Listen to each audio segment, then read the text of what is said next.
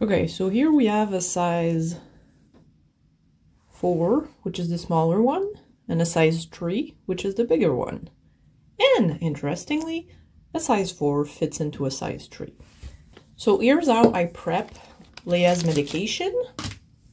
I try to make sure my syringe doesn't have any medication on it. I will shake the liquid bottle.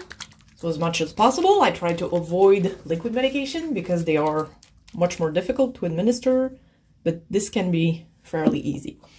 So I open up the bottle, oops. I open up the bottle and I'll try to make sure there isn't any medication, because the goal really is for the gelatin capsule to completely remove the bad tasting medication. So I don't want to have some that goes everywhere. I think I might already have some on my fingers. So I will just wash them. And this is part of what's so annoying. I would recommend, I need to be doing this, I would recommend putting a transparent tape over this, because there is invariably some medication that gets into the sticker and then you can't read it well. And also, if it's on the sticker, it's gonna spread to your fingers more, whereas if you have transparent plastic tape, that's much easier to clean up. So I've shaken the bottle because that's important. I will take my medication in the syringe.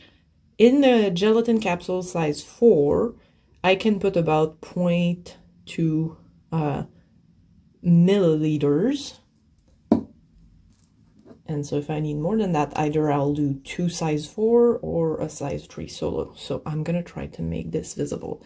Can I ask you to zoom? Okay, so I'm putting the syringe, I'm putting the tip of the syringe here.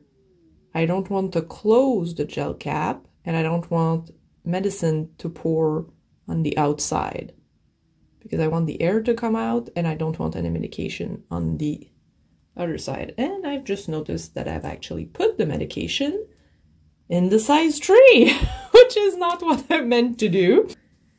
This is my size 4, it's full, it has nothing on the outside, and I close it up. And so now I have liquid medication that does not taste anything. And now what I'm gonna do is I'm gonna put this size 4 into a size 3, which is bigger. And it's not that much bigger. So I mean, I could put this medication directly into a size 3 and say it's fine. If it's easier for you also, because we saw that, you know, the diameter is a bit bigger than with the size 4, so it makes it easier to put the syringe on the side of it. But if you have a cat that is not adept at really swallowing without chewing, then it's a really good idea to put the medication in the size 4. And then, and I should show this. So what we don't want when we put it in for this cap to get out. So what I'm going to do is, the outside cap is here. Well, now I'm going to put the long side on the side of the outside cap and close this, and it fits perfectly.